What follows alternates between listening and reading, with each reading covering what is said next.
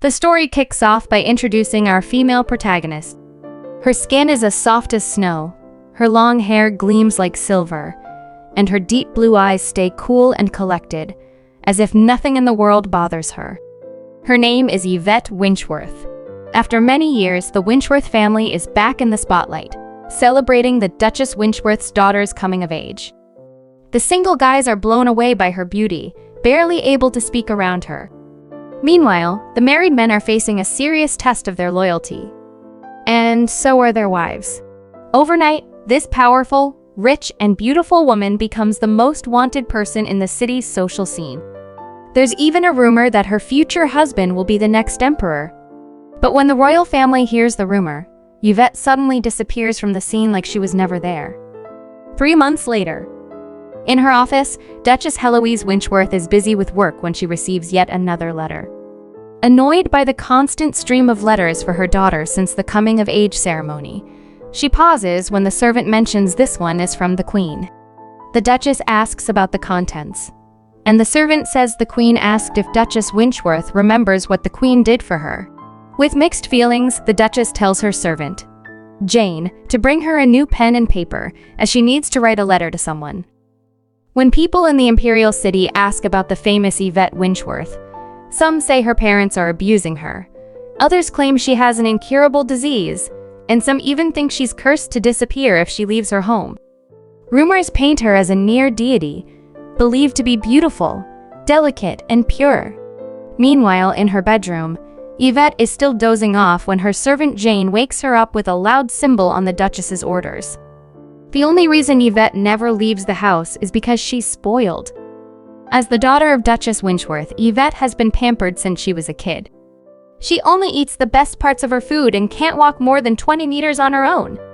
She's ended up lazy, clueless about basic things, and dependent on others to dress and feed her.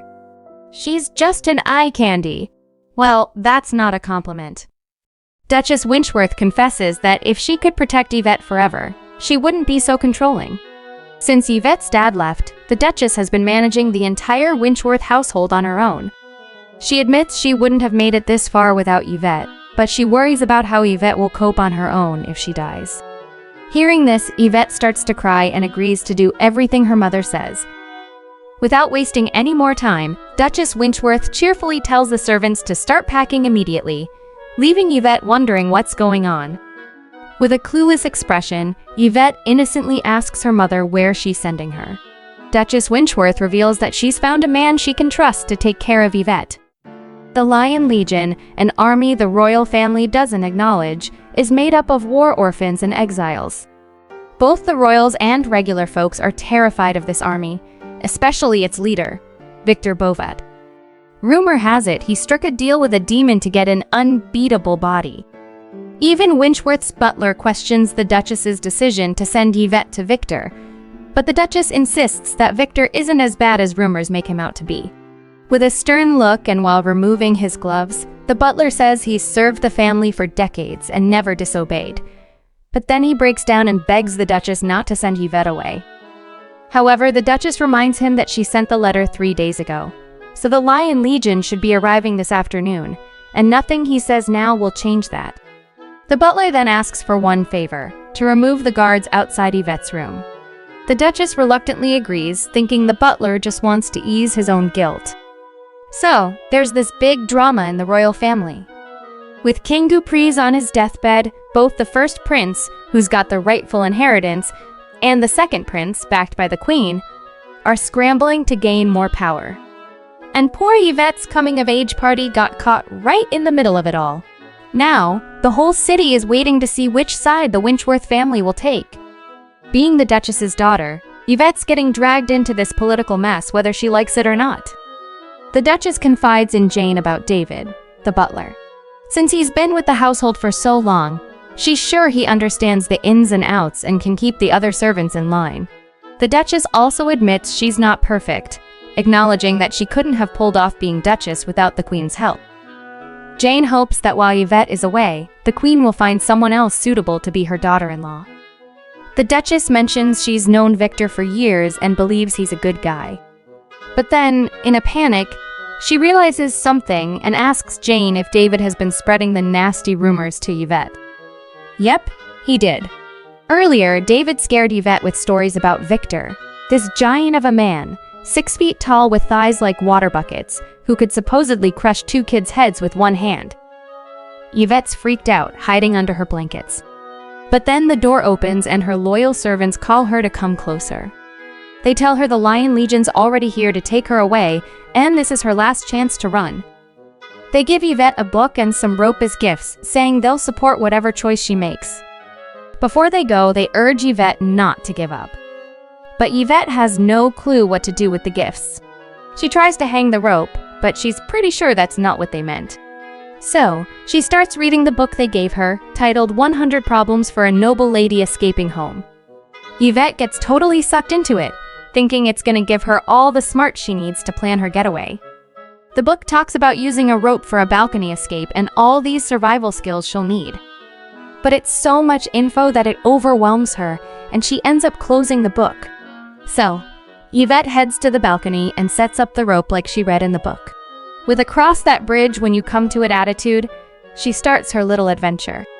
But you can probably guess how it ends pretty quick. She jumps with the rope and lands right in Victor's arms, of all people. What a coincidence, right? Their eyes meet and suddenly Yvette gets a genius idea. She asks if he's a new guard, and when Victor says yes, she tells him to carry her to the door, saying she's too tired to walk herself. And just like that, they have their first encounter. Meanwhile, in the city, everyone freaks out when the Lion Legion shows up, quickly running away and hiding, leaving their stuff behind. There's Arthur Orange, the deputy commander with a sarcastic mouth, Francis Russell, the epi wielder who loves to yell, and Hart Benson, known as the Barbarian, who speaks gently but looks terrifying.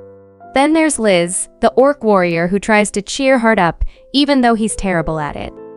Finally, there's Fred Gustav, the potion master with a sharp tongue, always ready with a snarky comment. Arthur voices his suspicions, noting that their commander Victor, who used to hate aristocrats, came all this way to pick up the Duchess's daughter. He even split up from them to go to her house early by himself.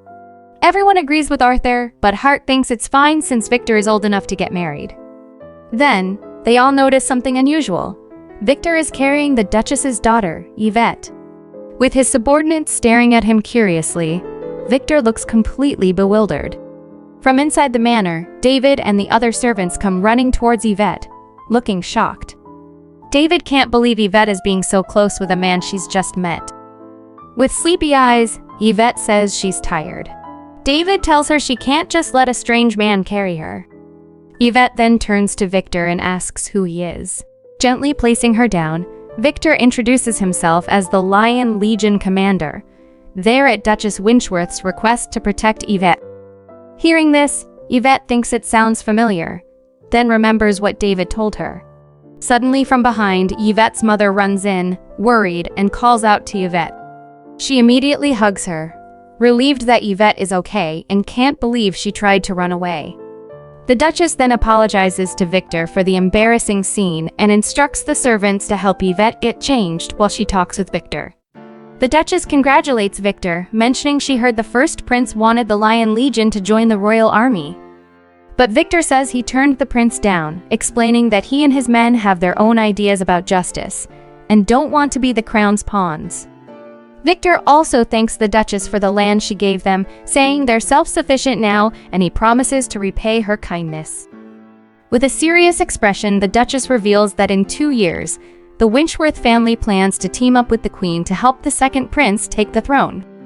Victor is shocked, realizing this is a serious crime. Though the Duchess understands the risks, she feels she has no other choice. She asks Victor to keep Yvette safe for her, whether the plan succeeds or fails. While they wait for Yvette to get ready, Jane tells the Lion Legion to take a break. They're amazed by the impressive displays there. Jane even lets them get up close to one of the sword displays. Arthur wonders if Yvette must love traveling, but Jane shocks him by revealing that Yvette hasn't left the house since she was 5 years old. She explains that Yvette went missing at a festival when she was 5, and they later found out her guard had colluded with bandits to kidnap her for ransom. Jane swings the sword as she talks, explaining that the guard got what he deserved. She hands the sword to Arthur, who looks confused and asks what she means. Jane says it's a bribe. She admits she's watched Yvette grow up and never thought she wouldn't be there for her, so she begs the Lion Legion to take good care of Yvette for her. Jane finds Yvette in the library and is pretty shocked by what she sees, Yvette buried under tons of books. She helps Yvette out and Yvette hands her a book, asking her to give it back to Martha, the servant who helped Yvette escape and is now arrested. When Jane sees the book, she realizes something. She tells Yvette that the book doesn't belong to Martha. It's a gift from Yvette's father. Back when Yvette's dad was around, he asked Jane to give that book to Yvette. Even though the title seemed funny, the book was full of cool stuff about geography and biology. Jane was puzzled why Yvette's dad would give her that book. He said he couldn't argue if Yvette liked being at home, but just in case she changed her mind, he wanted her to know the world is huge and full of possibilities. On the day of Yvette's departure, as the Duchess sees her off, she reminds her that life won't be as cushy as it is at home, so she needs to look out for herself. Yvette seems hesitant to leave, asking her mom if she can just stay put. But the Duchess pleads with her to listen this one time. With a final reminder to be careful on her journey, the Duchess leaves Yvette to go on her way. The Duchess and the other servants watch Yvette's carriage as it moves away. Jane reassures the Duchess that Yvette will reach the Lion Legion safely. This is the longest they've been apart from Yvette since she was born, and the Duchess worries if Yvette will hold it against her. But Jane, in her calm voice, tells the Duchess to chill out, saying this journey will be unforgettable for Yvette. Yvette is still the hottest topic in the Imperial City, and the rumors are flying. Some say she's actually a brat, wild and arrogant.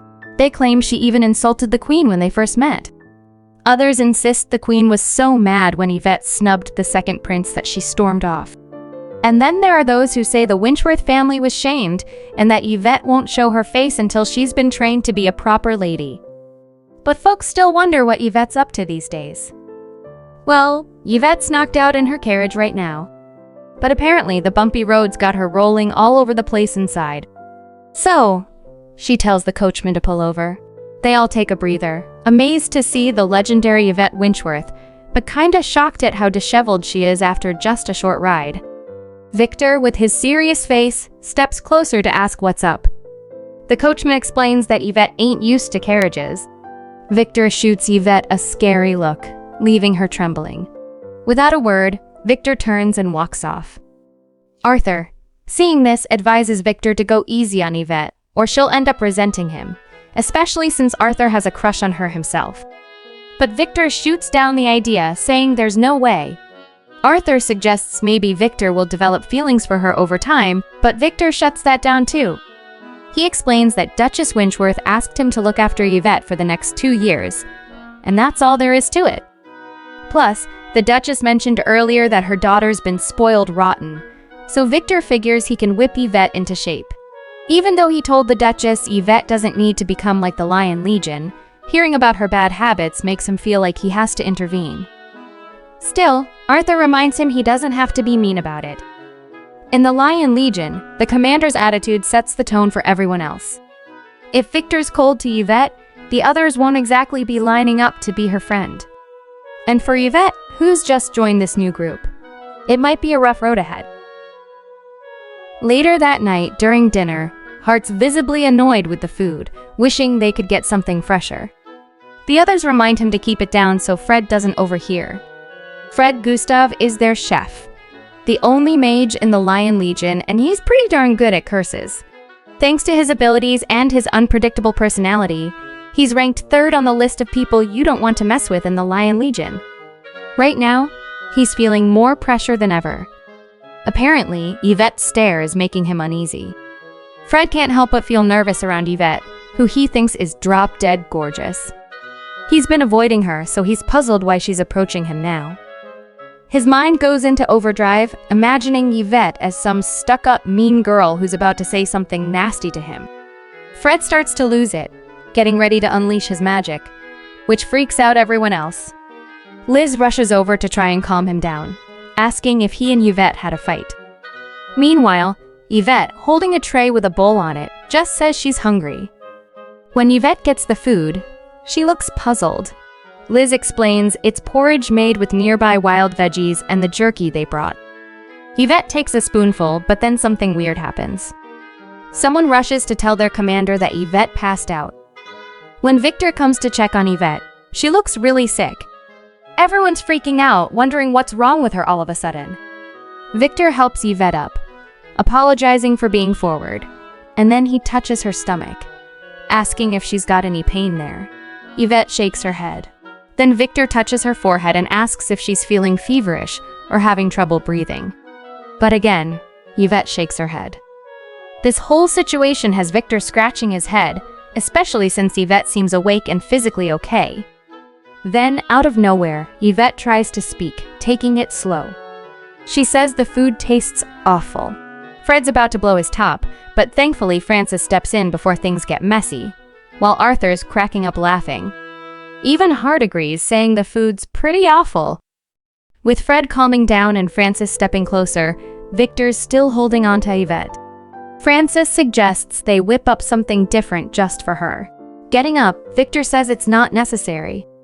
Instead, he declares they're going hunting tomorrow, leaving everyone wide-eyed in shock. With a piercing look, Victor tells Yvette that if she's not into eating what others make, she's gotta learn to hunt for herself. Francis looks thrilled to see Yvette fitting perfectly in the hunting outfit. Since it's Yvette's first time wearing pants, she feels a bit different.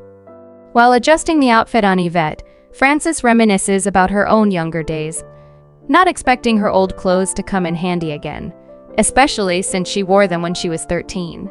Yvette is surprised to learn that Francis was already hunting at such a young age. Francis then shares a story from her hunting days, proudly explaining how she successfully provided meat for her group and even got the scar on her face during that hunt. Yvette, in awe, tells Francis she's cool. Francis reassures Yvette, telling her not to worry, especially with their commander around. After getting ready, Yvette is set to go hunting with Victor. He offers his hand to help her onto his horse. When they arrive at the hunting spot, Victor turns to Yvette and tells her they need to slide down a steep slope, which shocks her. She quickly shakes her head, signaling she can't do it. Without warning, Victor scoops her up and jumps, sliding down with her in his arms. When they reach the bottom, Yvette is still in Victor's arms, trembling slightly. Victor, noticing this, asks if she's had enough. But when he looks at her, he sees she's actually thrilled, her expression almost begging to do it again. So, Victor continues sliding down with her, and Yvette seems to enjoy it even more. They take a break and drink some water, but Yvette's face beams with happiness, like she's just enjoyed a theme park ride. Well, she did go down the slope 7 times. Victor realizes this is why Duchess Winchworth chose to fight alone and send Yvette away. This girl was raised in a sheltered environment, completely defenseless against the outside world. Now that the Duchess has entrusted her to him, he's determined to prepare Yvette for her future. He decides that during these 2 years, he will at least teach her basic self-preservation skills. Despite his resolve to be tougher on her, he can't help but keep a protective eye on her. A target appears, and Victor swiftly catches it with a skillful attack. He realizes it won't be enough, but then a giant bear emerges, ready to strike him from behind. Seemingly defenseless, Victor effortlessly takes it down without even looking back.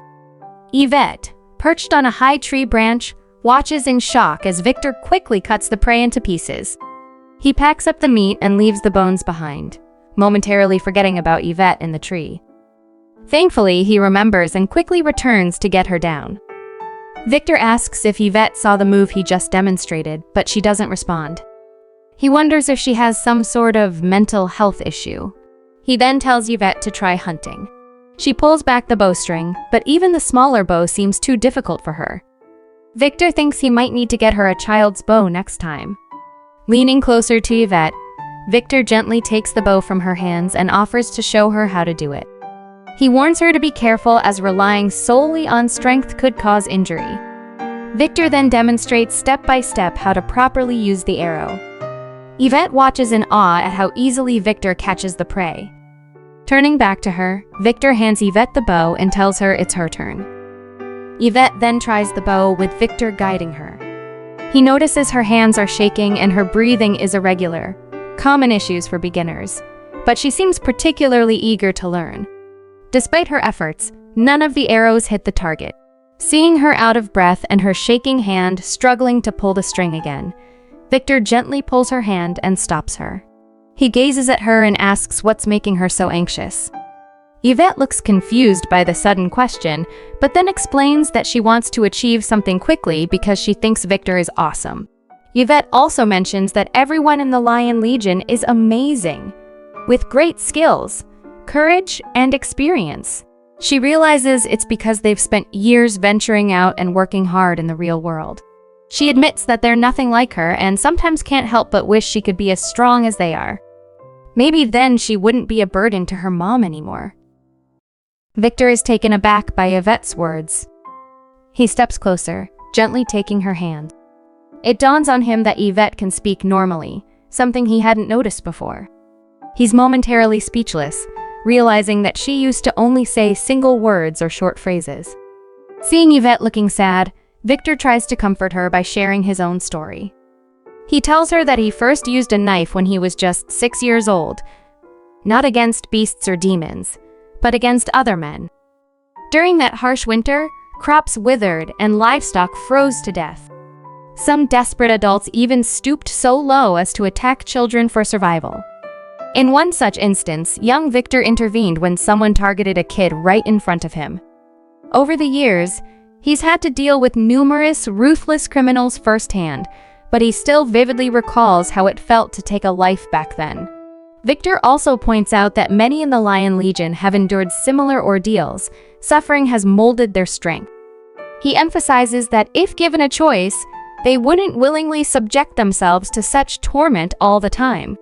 Victor gently pats Yvette's head and reassures her that it's not her fault for growing up in wealth and comfort. He tells her not to feel guilty about it.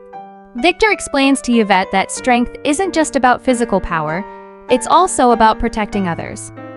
He believes that once she finds someone she wants to protect, she'll become strong. Yvette is deeply touched by Victor's words, leaving her speechless. She feels immediately inspired by his encouragement.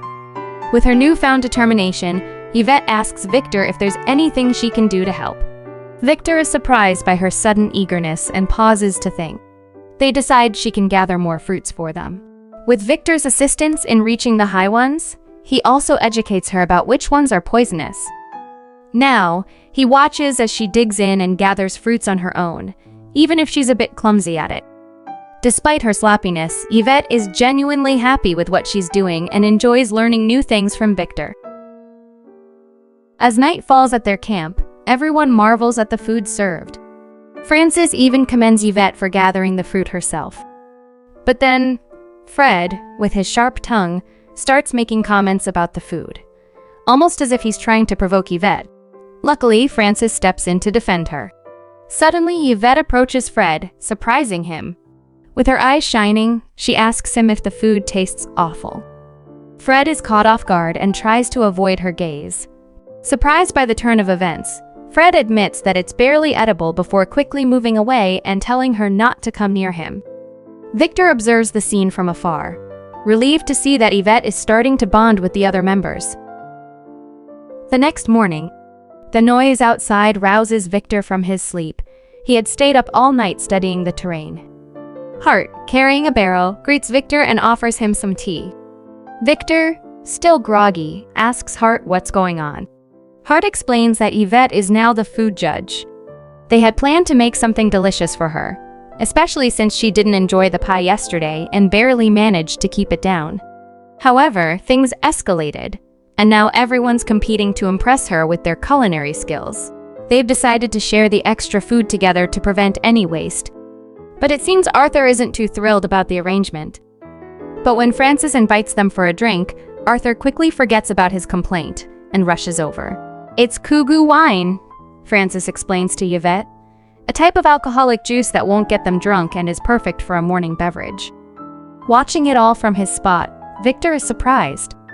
He remembers how long it took him to bond with his comrades initially, 3 whole years. Seeing how quickly Yvette has connected with them leaves Victor even more stunned.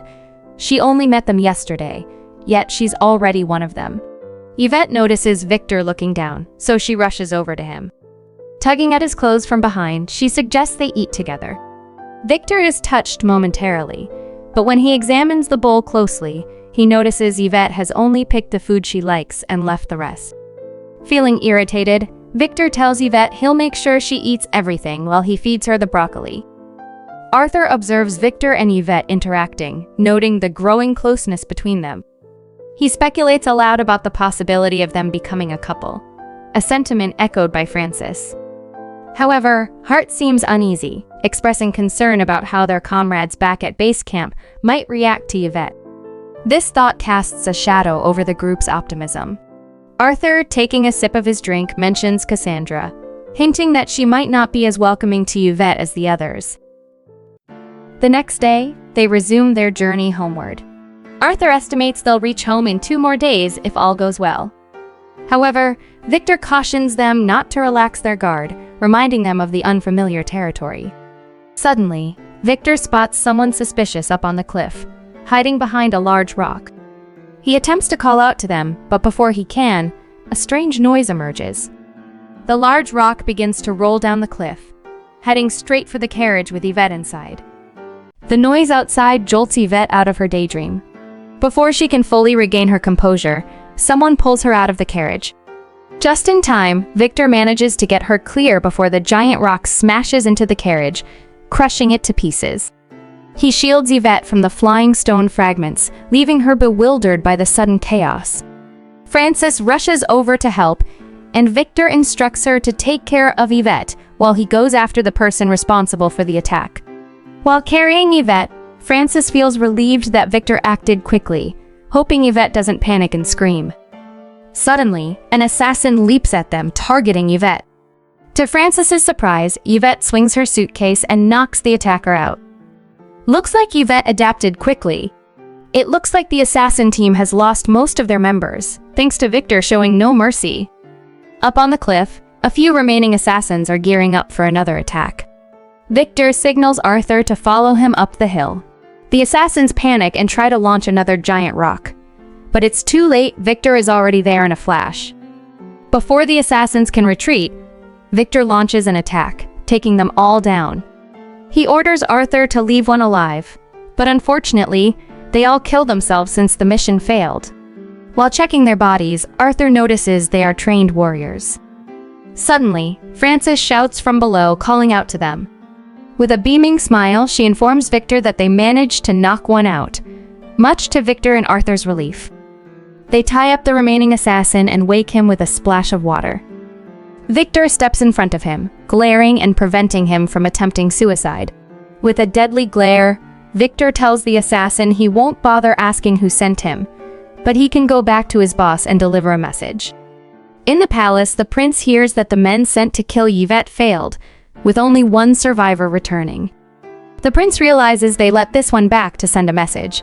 The Lion Legion doesn't want to be involved in royal battles or be anyone's pawns, and they're ready to fight if anyone harms their comrades. However, the prince laughs and claps at the message, declaring that even if it takes force, he'll make them work for him. Meanwhile, in the Lion Legion's territory, Cassandra is shaking Lynn awake, reminding him that he's supposed to be on guard duty at the gate. Lynn grumbles, wanting a break, but Cassandra insists that Victor specifically instructed her to keep everyone in line. Reluctantly, Lynn agrees, addressing her as Mrs. Bova. Peering through the telescope, Lynn confirms that Victor and the others have returned. Cassandra, who has been eagerly awaiting Victor's return every day, finally catches sight of him again. The bell rings, signaling Victor and the others return home. Without hesitation, Cassandra dashes to greet Victor at the gate.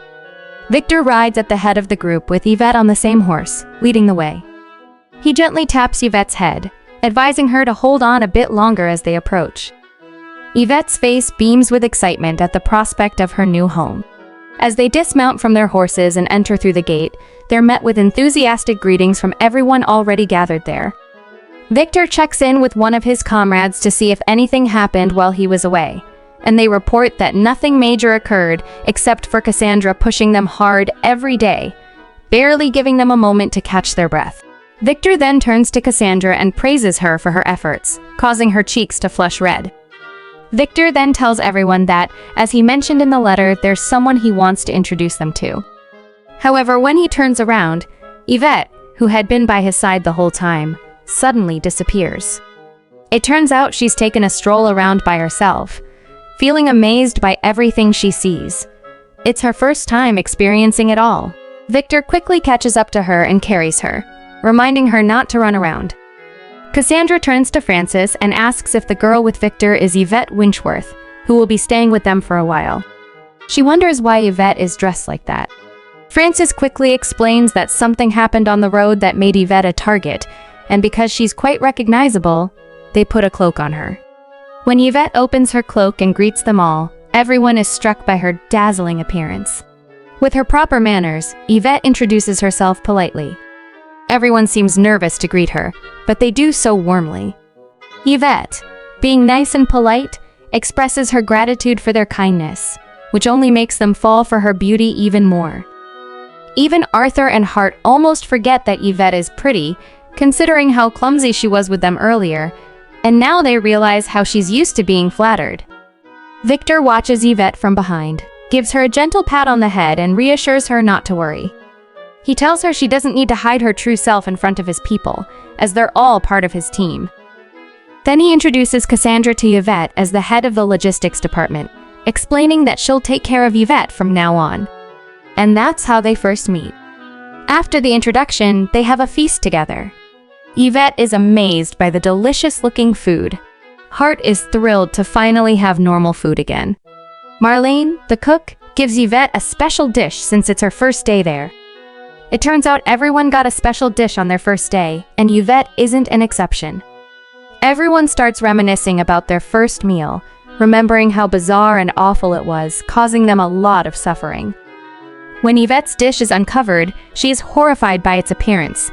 It's a special squid dish, complete with ink as the soup. Marlene tries to feed her, but Yvette frantically shakes her head. Despite her initial reluctance, they manage to get Yvette to take a bite. After chewing, Yvette surprisingly looks happy with the taste. Marlene, with a gentle smile, asks Yvette how it is. Yvette calmly responds that it's delicious, and everyone is relieved and delighted to hear it. While they eat, Victor announces the new daily work schedule starting in the afternoon. Lynn and Rosanna will handle routine recon, switching shifts every 6 hours. Arthur and Kenya will patrol the east side of the base. Since Marlene will be cooking all 3 meals, Victor assigns Yvette to assist her with the ingredients.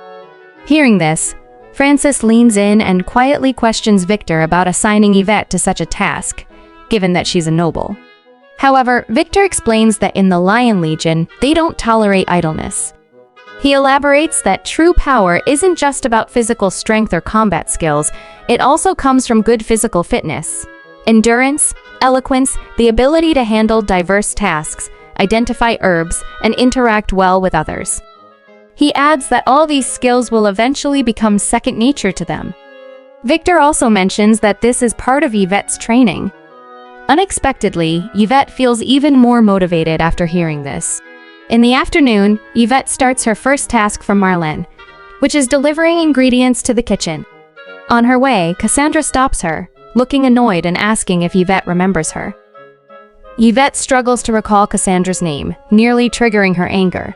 Trying to stay composed, Cassandra decides to assign Yvette the most challenging and dirtiest tasks, confident that Yvette won't be happy about it. Cornering Yvette against the wall, Cassandra orders her to put down the basket. Using her authority as the head of logistics, she forces Yvette to do whatever she says. With a sly smile, Cassandra instructs Yvette to clean the sheepfold. To Cassandra's surprise, Yvette quickly and cheerfully heads off to tackle the task, leaving Cassandra baffled by her unexpected reaction. Yvette then carries the bucket of water by herself, while others watch and show their support, admiring her beauty and commenting on how their commander takes extra care of her. Suddenly, Cassandra appears behind them, looking annoyed. She watches Yvette from a distance, eager to see her plan unfold. Cassandra has dubbed it her territorial defense plan, Step 1. Assign Yvette a task she's not skilled at. Step 2. Create obstacles for Yvette during her work. Step 3. Watch as Victor becomes furious upon discovering Yvette's mistakes, ultimately leading to her expulsion from their home. Cassandra believes it's a foolproof plan.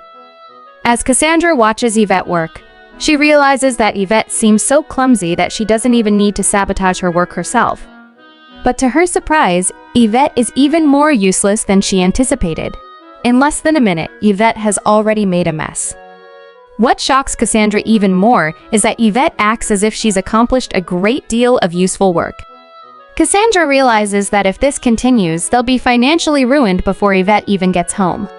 So, she decides to take action. She quickly cleans up the mess Yvette made, hoping to prevent another disaster caused by Yvette's clumsiness, all while staying hidden. In the field, Francis and the others are working when Francis spots Yvette.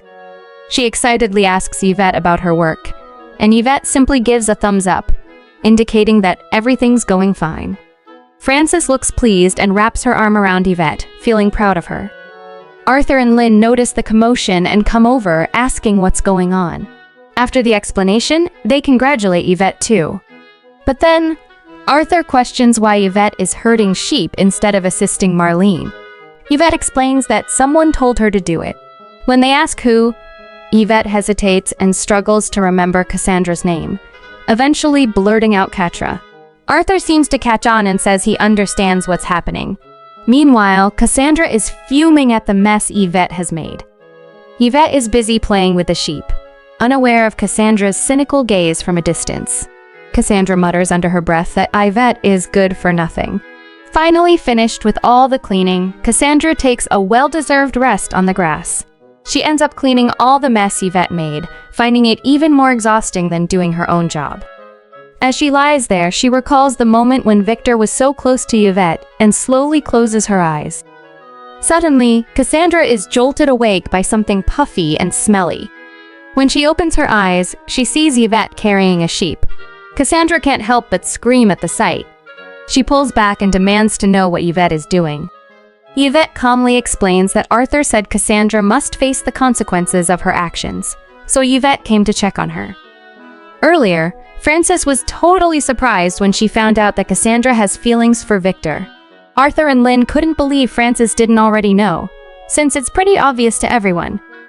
Frances thought Cassandra was just curious about why Victor is so strong. Arthur explained that Cassandra loses her mind whenever Victor's involved, and he suspects Cassandra's mad because Victor is giving too much attention to Yvette. Arthur warned Yvette that Cassandra asked her to do the heavy lifting out of jealousy, not because they needed it, just to scare her off. Before leaving, Arthur cautioned Yvette to steer clear of Cassandra and look out for herself. Meanwhile, Frances comforted Yvette, saying not to worry and that things would clear up eventually. Even though Yvette didn't fully understand the situation, she watched Cassandra from a distance and decided to approach her. Cassandra asks Yvette if she came to confront her directly, and Yvette confirms without hesitation. Yvette then asks Cassandra why she would act that way. Annoyed, Cassandra admits that she hates Yvette. She explains that she's been in love with Victor for over 10 years, but then he suddenly brings back a girl, takes great care of her, and becomes very close to her. Cassandra says she just can't handle it. Remembering the first time she met Victor, Cassandra asserts that she's known him the longest. Yvette, still not fully understanding, asks Cassandra if she did something wrong. Cassandra then brings up the incident of Yvette riding with Victor on the horse. Although she forgives Yvette for it since the carriage broke down, she questions why Yvette didn't dismount by herself instead of Victor helping her off, especially when Victor lifted her up. Irritated, Cassandra implies that those are things that couples typically do. Yvette can't help but listen to Cassandra's complaints, but then she tells Cassandra that she apologizes if she's wrong. However, when Cassandra mentions if Yvette doesn't like Victor, Yvette cuts her off, stating she likes him. With a big smile, Yvette admits that she likes Victor. Cassandra can't hold back her anger anymore and asks if Yvette is declaring war on her. But she stops short when Yvette says she also likes Francis and Darwin. Yvette goes on to mention Liz and Arthur, who always cover for her when she makes a mistake, as well as Fred and Hart, who often share their food with her.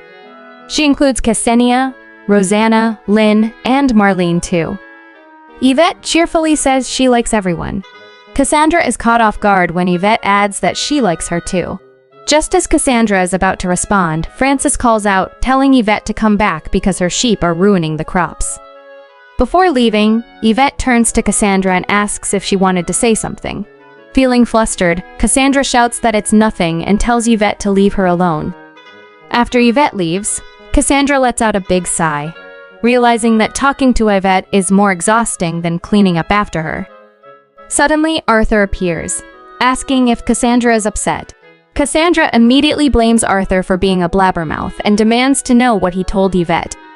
When Arthur starts to explain Cassandra's territorial defense plan, she feels embarrassed and tells him to stop. Arthur advises her to give it up, saying her plan won't work.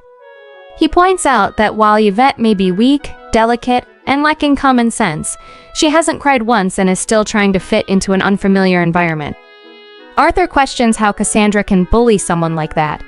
Realizing he has a point, Cassandra, with a curt face, tells Arthur he doesn't need to remind her. Seeing her expression, Arthur gives her a slight smile. Arthur suggests that Cassandra apologize to Yvette, which annoys her. She snaps, asking why she should. Arthur explains that every mistake Yvette made was because Cassandra set her up, and despite being a duchess's daughter, Yvette is approachable. He continues, saying Cassandra should stop because jealousy turns people into beasts, and Victor won't love her for acting like that. Before he can finish, Cassandra punches Arthur, sending him flying. A nearby man, seeing this, reports to the others still in training that Cassandra and Arthur are fighting again. They turn to Victor, signaling their eagerness to watch. Seeing their excited expressions, Victor sighs and calls off the training.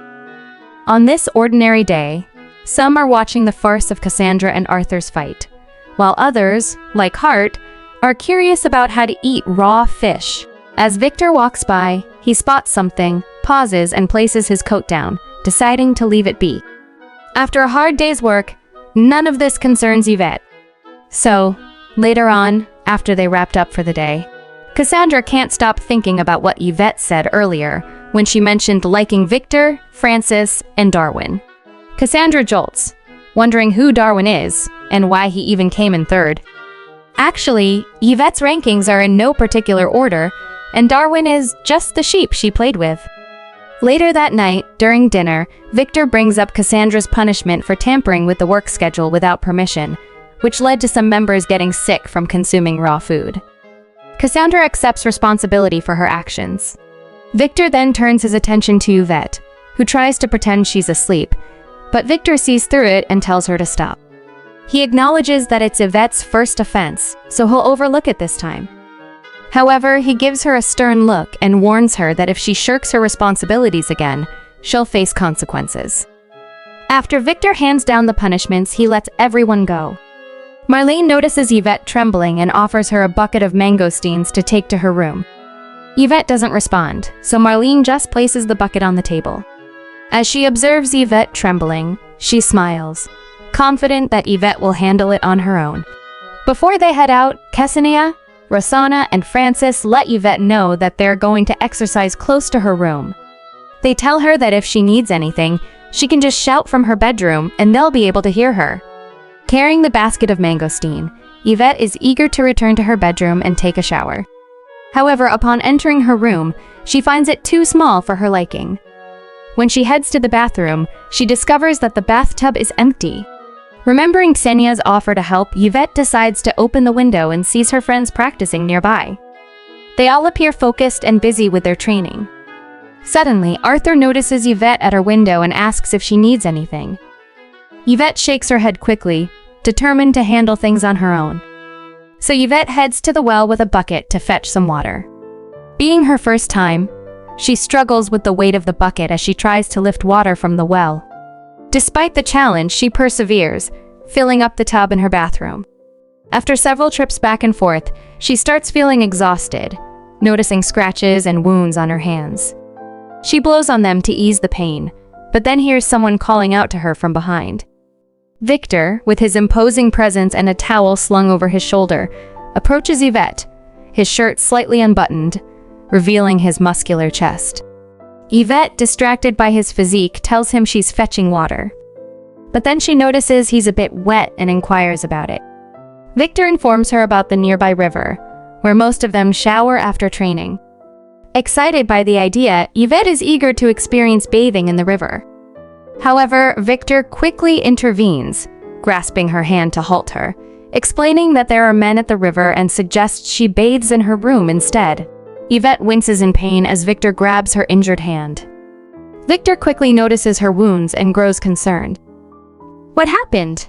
he asks, his tone filled with worry. Victor presses Yvette for an explanation about her injured hand. But Yvette appears nervous and backs away. In her attempt to retreat, she trips over her own feet, inadvertently pulling Victor along with her. The bucket of water she stumbles over spills, drenching them both. Yvette insists she's fine, but Victor, with the bucket unexpectedly landing on his head, responds sharply that he's not. They grab a towel and some medicine. Victor gently tends to Yvette's wounded hand, advising her to bear with the pain. Yvette eventually confesses that she only wanted to take a shower and that the bucket was too heavy, causing her to accidentally scrape her hands. She steals a glance at Victor, noticing his stern expression, and assures him not to be angry. Victor questions if he appears mad, to which Yvette responds that he looks fierce. Victor questions why Yvette didn't seek help, noting she isn't accustomed to doing everything alone at home. Yvette explains that back at the Winchworth house, there was always water in her bathroom. Someone prepared late-night snacks if she was hungry, and her bed was always made when she felt sleepy. Now she understands she took those things for granted. After experiencing them firsthand, she realizes how challenging they can be. With a wide smile, Yvette asks Victor if he believes she's matured a lot. Victor lets out a sigh and then pokes her forehead, reminding her that she didn't consider her abilities and ended up hurting herself. He stresses that if they were attacked tomorrow, she wouldn't be able to wield a sword with injured hands. Softening his tone, Victor explains that to be a warrior, she must also learn to avoid unnecessary harm. He assures her that it's not shameful to admit she's not capable of something. He emphasizes that he just needs Yvette to do what she can. Taking Yvette's bucket to help her, Victor adds that if there's anything she can't do, she can always ask him for help. Turning back to Yvette, Victor gives her a stern look, saying that in tomorrow's training, he won't go easy on her just because she's injured. Suddenly, Yvette recalls what Marlene told her earlier, that despite Victor's tough exterior, he's actually quite thoughtful. Yvette now grasps the meaning behind those words. As they walk, Yvette tells Victor that Marlene gave her a basket of mangosteens and asks him to peel them for her. Victor stops and turns to her, looking annoyed, reminding her that she needs to do what she can on her own. But then Yvette shows him her bandaged hands, explaining that they're injured and she has no choice. That leaves Victor speechless. Unable to refuse, Victor ends up peeling the mangosteens, questioning himself about what he's doing. Meanwhile, Yvette enjoys the fruit while bathing, seemingly having picked up some skills along the way. During training, everyone in the Lion Legion is working hard under Victor's orders. Victor notices Cassandra using her floating magic to run and punishes her by making her run for an extra 2 hours. Arthur asks if Cassandra is in last place again, but Francis corrects him, pointing out that it's actually Yvette who's at the bottom, running in her dress. Arthur is shocked and wonders if Yvette doesn't have any suitable clothes for running. Francis explains that she thought about lending Yvette her clothes, but all her clothes are armor, which wouldn't work for running. They mention that even so, Victor insisted that Yvette participate in today's training, which seems pretty harsh. Yvette is stumbling as she runs. Victor watches her pass by, but suddenly she feels dizzy and nearly collapses. Quick as lightning, Victor catches her before she hits the ground. With a stern expression, Victor asks if Yvette wants to quit. However, Yvette shakes her head, gets back on her feet, and resumes running. Victor then declares that anyone who hasn't lapped Yvette by more than 10 laps by the deadline won't get an extra snack at lunch today. Everyone calls him a tough taskmaster. Finally, the training wraps up, and Yvette collapses under a tree, trying to catch her breath. Suddenly, someone pokes her cheek with a tree branch. It turns out to be Arthur, Francis, and Lynn checking on her. Arthur compliments her, saying it's impressive she made it through the first training session. Even Rosanna chimes in, noting that Yvette has more perseverance than certain others, looking at Xenia, who seems annoyed by Rosanna's remark. Francis then gently helps Yvette up, reminding her not to lie on the ground too long or she might catch a cold. Yvette's dazed expression earns a chuckle from them. Suddenly, Victor strolls over and asks what they're up to. Before they can answer, Victor informs Yvette that he's heading into town to grab some things, and he orders her to come along. Everyone is taken aback, knowing Victor already works hard every day and doesn't need to do this. Victor explains that since Marlene is busy, he'll go instead, challenging anyone to finish the tasks faster than he can, leaving them speechless. Confused, Yvette asks Francis why no one wants Victor in town. Francis hesitates, but then assures her it's not meant to be mean, just genuine concern. After a pause, Francis admits it's because Victor has an intimidating presence. At the marketplace, Victor and Yvette try to buy something, but when Victor speaks to the merchant freaks out and runs away, leaving them both speechless. This happens again with another merchant. Yvette tries to hold back her laughter while Victor looks slightly heartbroken. Yvette suggests that Victor try smiling. However, his smile turns out to be terrifying. Yvette then uses her fingers to flatten Victor's eyebrows and tells him not to frown, complimenting him that it looks better.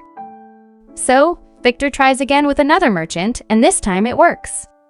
The merchant doesn't freak out, and Victor gets what he needs. Seeing this, Yvette gives him a proud smile. Something seems to be catching everyone's attention. A little boy, curious about the commotion, climbs up on a box to see better and is stunned by the sight of silver hair passing by. It's Yvette and Victor who have become the center of attention, especially Yvette, who stands out among the crowd. They start becoming the talk of the marketplace. Feeling uneasy, Victor tells Yvette to finish their shopping quickly and hurry back after ordering the ingredients. As they walk, people around them are curious, wondering who they are and secretly trying to get a closer look from behind. But whenever Victor turns his head, they quickly pretend to be doing something else. Victor asks Yvette if something happened, but she just shakes her head, finding the whole situation amusing. Victor suddenly suggests they visit a clothing store.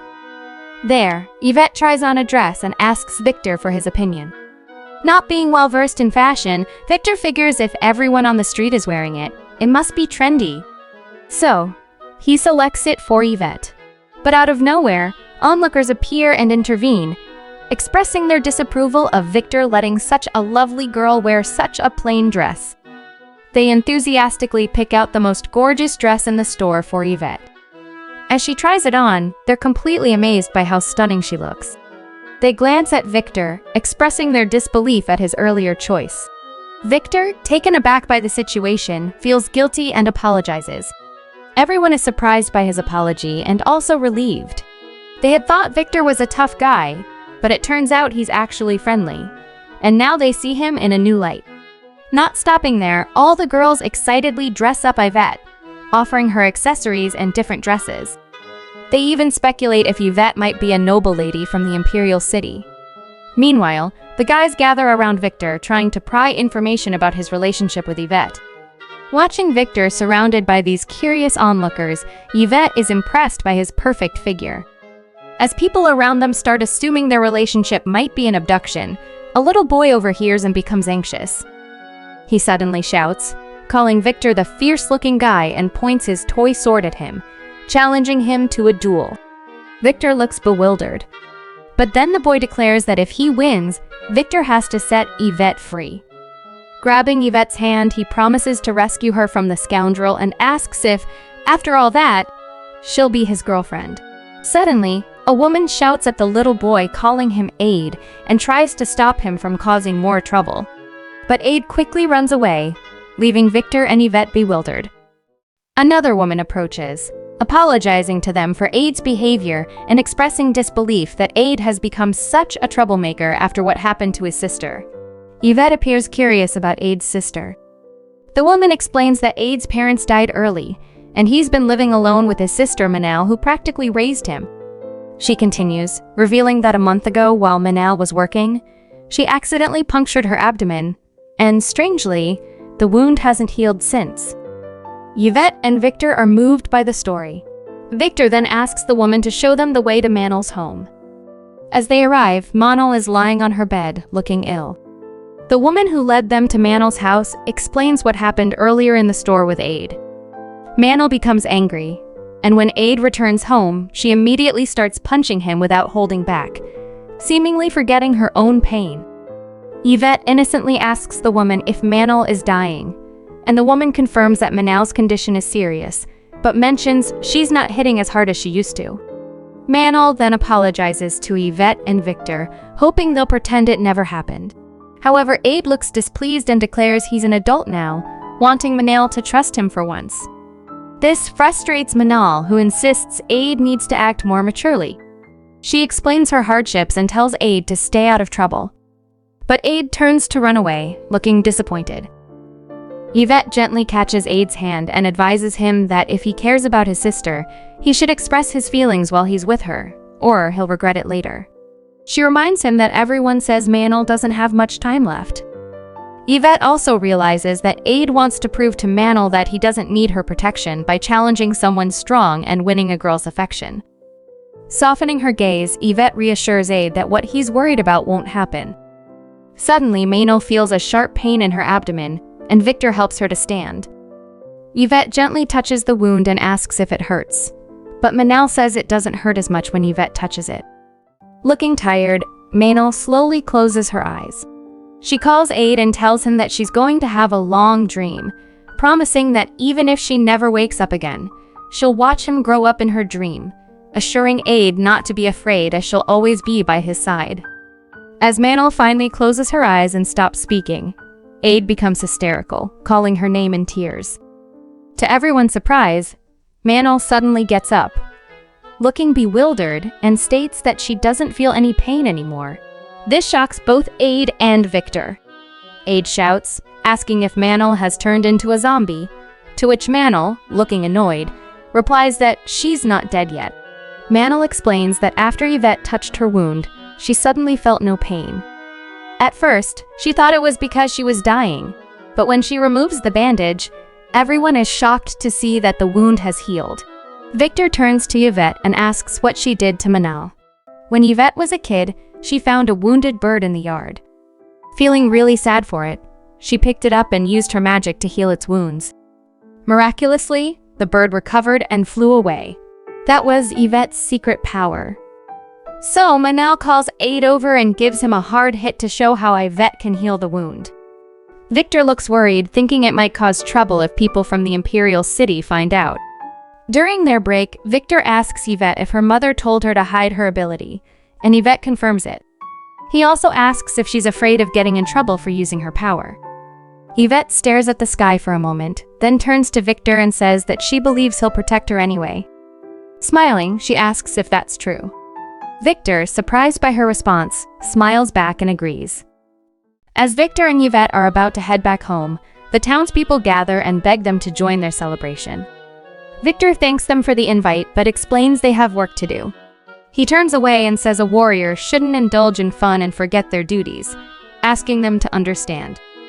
Meanwhile, Yvette is enjoying herself at a food stall, happily eating cotton candy and forgetting about Victor. Seeing this, Victor pinches her cheek and asks why she's acting like she's staying for the party. Yvette then hands him a book and tells him to read it. Victor reads aloud that true power isn't just about physical strength or fighting skills. It also includes physical fitness, endurance, eloquence, multitasking, identifying herbs, and social skills. These are all things Victor had told Yvette, and she wrote them down. Realizing he has no choice, Victor reluctantly decides to enjoy the party. Yvette easily blends in with the townspeople, helping out on the farm while Victor chops wood for the bonfire. Everything is new for Yvette and she enjoys it all. Victor watches her from a distance. Suddenly, the bonfire gets too big, causing everyone to panic and grab buckets of water to calm it down. As night falls, the party is still going strong. Some are playing musical instruments while others dance with their loved ones. Yvette and Victor watch from a distance. Suddenly, Victor asks Yvette if they'll be dancing together later, and she nods.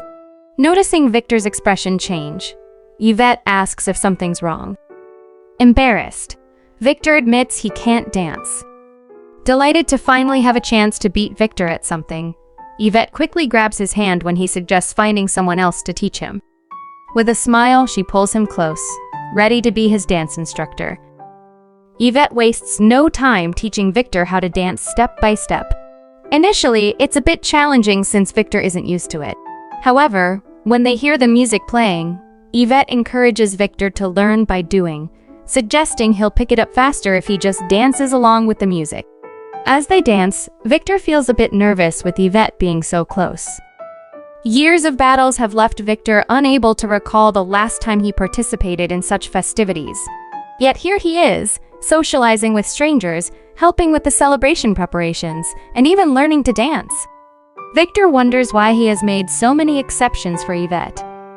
Yvette looks like she's having a great time dancing, her face lit up with a smile, and she asks Victor if dancing is hard. Victor seems caught up in the moment as he dances with her. Just as he's about to say something, the music gets louder and he gets nervous because Yvette is so close now. He's about to speak, but someone calls out to him. Victor quickly leaves Yvette, and the person who called him notices he looks pale and suggests he should go back. However, Victor refuses, mentioning that the Lion Legion rarely holds events like this, and he sees Yvette enjoying the party and talking more than usual. Victor wonders if it's affecting him too. The next day in the Lion Legion village, everyone is practicing their skills. Rosanna comments that Yvette looks good in her new clothes. Yvette, deeply focused on practicing her archery, doesn't seem to hear Rosanna's remark. Her archery skills are quite impressive now as she consistently hits the bullseye. Arthur notices Yvette's significant progress, but Cassandra points out that while Yvette is excelling in archery, her other skills haven't improved much. However, Cassandra feels that Yvette is changing gradually, which is positive. Victor notices a flaw in Yvette's technique and approaches her to correct her posture. Suddenly, he hesitates and withdraws. Arthur teases Victor when he sees his odd behavior, which embarrasses Victor even more. Cassandra jokingly asks Yvette if she and Victor had a fight. In response to Arthur's teasing, Victor tells Arthur to teach Yvette instead and doesn't let Arthur off the hook, quickly handing him the bow. Arthur, with a mischievous grin, remarks that there's definitely something up with Victor. Since it's the first time Arthur has been alone with Yvette, he wonders what they should do or talk about. Out of the blue, Arthur asks Yvette why she trains so hard, catching her off guard. Yvette simply replies that she wants to be strong. But that's not the answer Arthur was hoping for. He mentions that most people work on improving themselves to achieve goals like gaining fame, status, or money. Arthur then shares his own goal, to make a name for himself so his father, who underestimates him, will realize he's wrong. Yvette responds that she wants to help the people who matter to her. Hearing this, Arthur comments that her goal sounds a lot like her mother, Duchess Winchworth, and tells Yvette she's very kind. Yvette gets excited and asks if Arthur knows her mother. Arthur quickly clarifies that he's only heard a lot about her. He explains that Duchess Winchworth came to this remote place voluntarily to calm the unrest, adopt orphans, and maintain peace, which is how her relationship with the Lion Legion started. Arthur adds that she was the first woman to inherit a title, and he believes she must have paid a heavy price to get where she is now. He also mentions that many nobles still refuse to recognize her legitimacy. Wrapping his arm around Yvette, Arthur says that the world values money and status and follows the law of the jungle. Only the winner gets everything, and that's an unchanging truth. Hearing this, Yvette is speechless, lost in thought. Suddenly, Victor slaps Arthur's hand off Yvette. He looks annoyed by how close Arthur was to her. With a serious expression, Victor reminds Arthur that he asked him to teach Yvette, not flirt with her. Arthur steps back, realizing that Victor has been watching them despite pretending not to care. To avoid any further conflict, Arthur quickly slips away. Victor advises Yvette not to take everything Arthur said to heart. But Yvette seems lost in thought. Even after that, her mind is elsewhere, leaving her with a blank expression. This prompts Francis to demand an explanation from Arthur. Later that night, when Victor is already deep asleep, someone calls out to him. He looks confused as he turns his head and suddenly jumps out of bed in shock to see Yvette there, looking troubled. Still in shock, he wonders if he's dreaming that Yvette is here so late. Yvette tells him that she still can't figure out why she's working so hard. Victor looks bewildered, which confuses Yvette. Regaining his composure, Victor tells Yvette to go on. Yvette then shares her thoughts about how both her mother and Victor are capable of achieving higher status and more power, and she wonders why Victor doesn't pursue that. Hearing this, Victor guesses that Arthur must have said something stupid to Yvette. Yvette continues, saying that whether it's her mother's safety or their current situation, having power would solve everything. She questions the point of her efforts. Victor pauses before responding. He explains that power is not as all-powerful as she thinks. It's both a weapon and a poison. Once you believe power can solve everything, you're accepting the law of the jungle. And when you have power, you end up compromising your principles for fear of losing it. He adds that people with power bully those with less, and the only way to avoid being bullied is to stand at the pinnacle of power. But when you do that, you'll find yourself alone. Victor also says that, for him, instead of seeking fame and power, he prefers to use his abilities to support those who can't make it on their own. He's surprised to see Yvette so ambitious, but Yvette quickly clarifies that she's upset because she doesn't want to be ambitious. Out of the blue, Victor asks Yvette if she would choose to stay home if she could start over. Yvette shakes her head and explains that even though the house here is shabby and small, and she has to take care of herself, do chores, and train, if she had stayed home, she might never have met so many different people and learned so many than yet. She says she loves the people, the food, and the sky here and hates the intrigues back home. With a beaming smile, Yvette says that it's perfect the way it is. Hearing this, Victor looks relieved. But seeing Yvette smiling, he asks what she's smiling about. Yvette happily replies that she's thinking that maybe one day she'll be able to protect him with her sword, and that she's now set that as her goal. Victor, his face turning beet red, is surprised by her response. It seems Yvette's feelings for Victor have grown. Early in the morning, Yvette, still looking half asleep, joins everyone in the hall. They all seem to be waiting for something. Victor walks in and gets everyone's attention. Yep, it's payday, and everyone, including Yvette, is super excited. Victor starts handing out the payments, and people are thrilled as they get their rewards. Yvette, being the last one to get paid, is supposed to receive 300 gold coins. But since she broke some bowls and dishes while washing them, forgot to close the sheep pen door, which almost caused a disaster, and used Lynn's fancy tea to secretly boil eggs, Victor deducts some compensation and insurance costs. He hands her just 3 gold coins. Yvette is speechless at first, but then she proudly shows off her first salary. Victor then suggests she go shopping with the others in town. When they get to the marketplace, Yvette walks with Francis and the others, ready to spend her first month's salary. Since Yvette is already familiar there, vendors directly offer her their products. Yvette even shows them her first salary. Seeing how Yvette connects so well with the villagers, Francis and the others are surprised. Francis even wonders if Yvette could handle diplomacy given her great social skills. Yvette looks around but seems unsure what to choose. The seller notices she wants to buy something special with her first paycheck, and Yvette nods in agreement. Just as the seller whispers a suggestion, Liz calls out, showing her a grilled squid he thinks she might like, thinking she wants to spend her paycheck on food like him. But when Yvette looks at it, she shakes her head. Liz seems disappointed that Yvette doesn't want to spend her first paycheck on food. Then Yvette reveals she wants to use her first paycheck to buy a gift for someone special. Leaving them stunned, Yvette walks away with a happy smile, clutching her wallet. Francis, Hart, and Liz are curious, so they sneak behind Yvette to see what she's going to buy for her favorite person. Watching from a distance, they can't believe Yvette has a crush. They try to guess if she likes Arthur, but Francis thinks it might be Fred.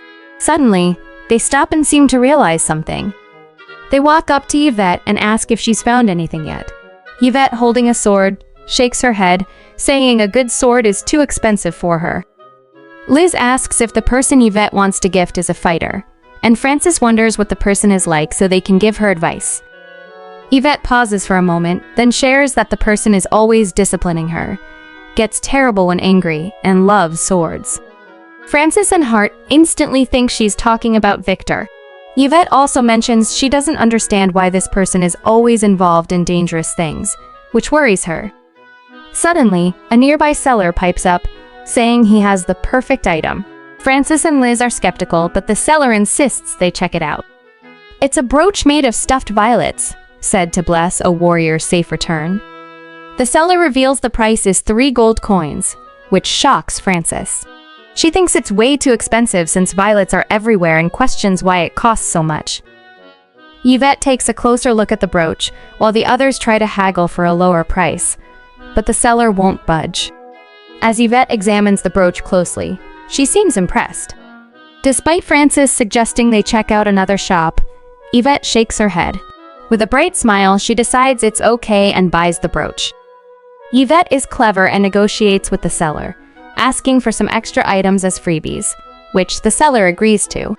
Meanwhile, Hart, Frances, and Liz imagine how fun it will be tomorrow when Victor wears the brooch Yvette bought. The next morning, Frances cheerfully greets Victor and then scrutinizes him closely, searching for something. When she doesn't find it, she wonders aloud what's going on, leaving Victor bewildered.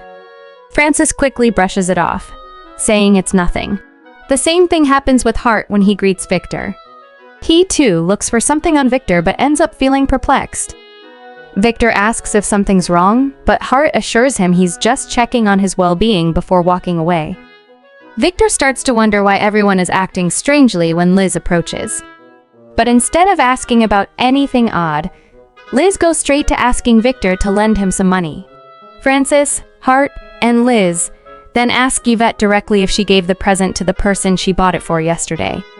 Yvette confirms she did it yesterday afternoon. They look puzzled, finding it strange that Victor isn't wearing it. Meanwhile, at the Winchworth residence, a package arrives from the Lion Legion.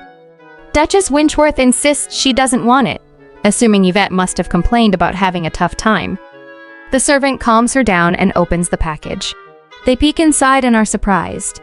Duchess Winchworth is touched when she sees the gifts from Yvette's first paycheck. The next day, in her room, Cassandra is still sleeping when Yvette comes in and stares at her intensely. Annoyed by the staring, Cassandra angrily gets up. Yvette stands tall and confidently tells Cassandra that mature warriors don't stay in bed. This only makes Cassandra more annoyed, but Frances calms her down, saying it's normal for Yvette to be a little excited about her first mission.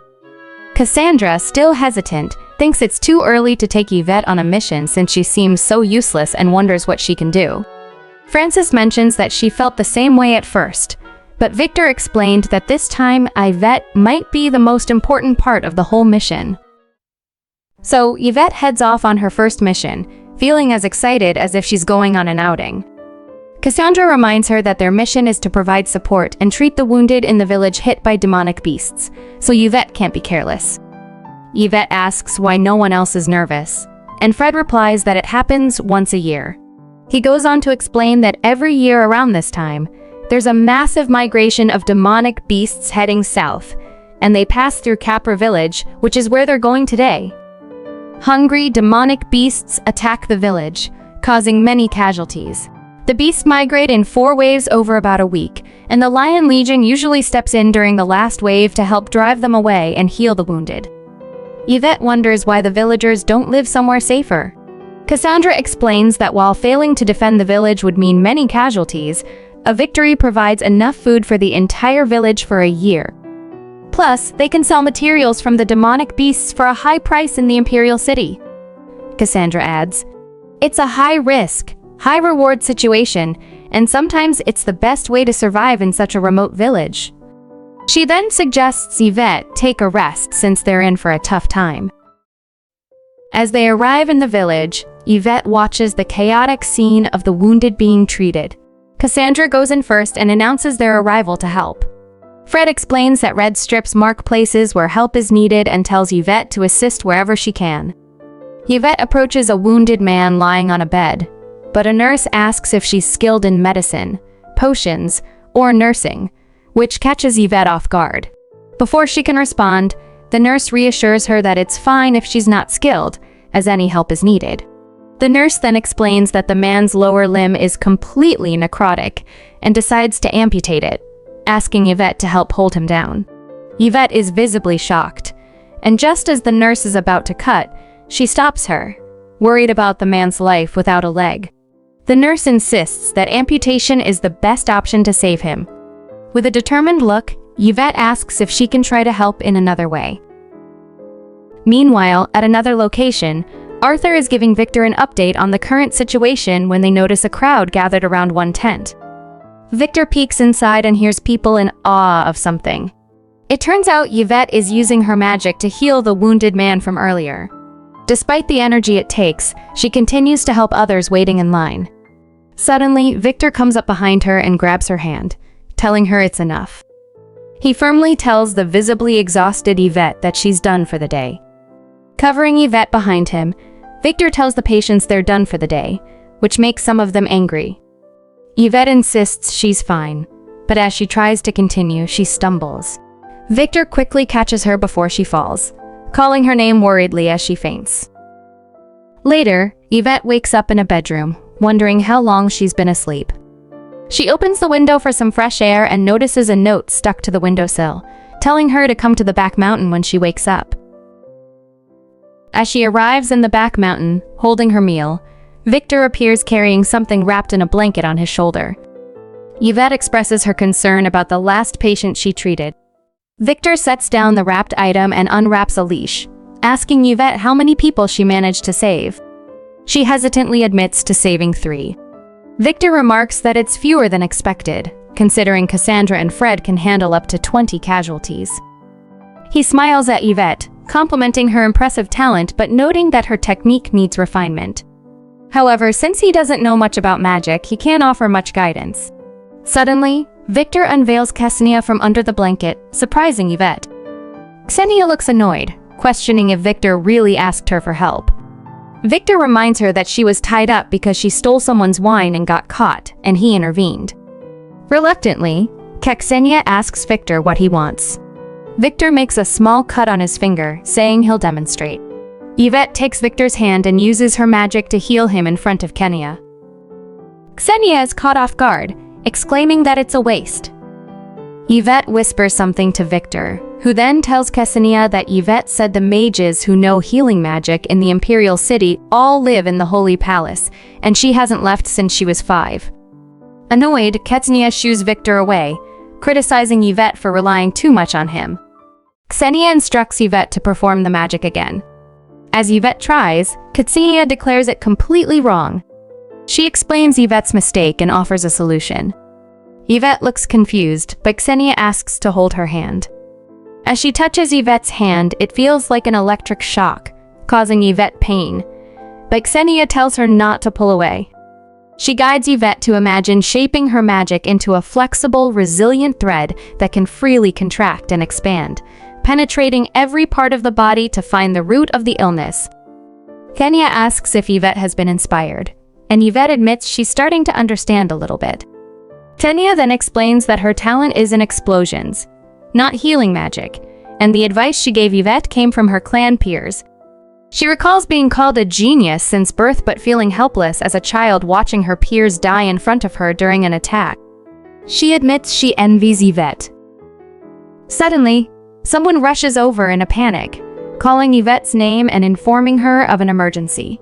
Before Yvette leaves, Ksenia reminds her not to use ineffective healing magic and to try the technique she mentioned earlier. Yvette quickly enters the tent and is visibly shocked to find Francis badly injured. Victor looks worried as he steps inside the tent where Francis is lying injured.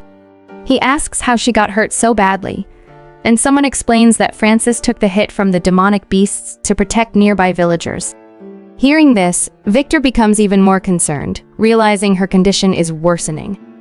With her organs crushed, basic treatment won't be enough to heal her. Everyone is visibly scared by the situation. Suddenly, Victor asks Yvette about her magic. Yvette explains that she's regained some strength, but not enough to save Francis using the usual method. Fred pleads with Yvette to do something, as they can't bear the thought of losing a dear friend. Left with no other choice, Yvette agrees. Another woman hesitates, saying that if Yvette's healing magic fails, Francis might die instantly. But with moderate treatment, Francis might survive, though bedridden for life. Yvette's hands tremble upon hearing this, and she looks terrified as she prepares to cast her magic. She recalls moments with Francis to muster the courage she needs. Just as she starts the healing magic, Francis reacts in pain, causing Yvette to stop and tremble even more, apologizing for losing control. Someone suggests opting for moderate treatment instead. However, Victor holds Yvette's hand and encourages her, insisting she doesn't need to listen to them because he believes she can heal Francis. He tells Yvette to trust him, reminding her that his judgment has never failed. Looking at Victor, Yvette regains her confidence. She asks everyone to help her, Victor to hold Francis, Fred to get a cloth to put in Francis' mouth to prevent her from biting her tongue, and Cassandra to support Yvette from behind in case she faints. Seeing Yvette still shaking, Cassandra tightens her grip on Yvette's back and tells her to stay strong. Yvette takes a deep breath and, using the method she just learned from Cassandra, casts her healing magic on Francis. Kenya watches from a distance, feeling relieved that Yvette managed to do it. Francis is safe now thanks to Yvette's efforts, and she feels relieved. Cassandra and Fred express their happiness that Yvette saved their dear friend. Victor smiles as he watches them, knowing the danger has passed. Suddenly, Cassandra asks Victor if teaching Yvette this new knowledge is a good idea, warning that as Yvette's abilities grow stronger, more forces might come after her. Victor acknowledges he had similar concerns in the past, but Yvette doesn't seem worried about it. He praises Yvette for always being honest and upright, unafraid of questioning and rejection, and for facing problems head-on rather than avoiding them. He emphasizes that if Yvette hadn't learned this new skill today, they might have lost a friend. Victor has made up his mind to protect Yvette's integrity no matter what happens. Finally, with the mission complete, everyone starts packing up to head back home. Fred comments that it's his first time experiencing a beast tide where everyone survived without any casualties, and Xenia agrees. Meanwhile, the villagers thank Yvette for saving their families, showering her with gratitude and calling her an amazing lady. Yvette beams with pride, happy that she could be useful and save lives.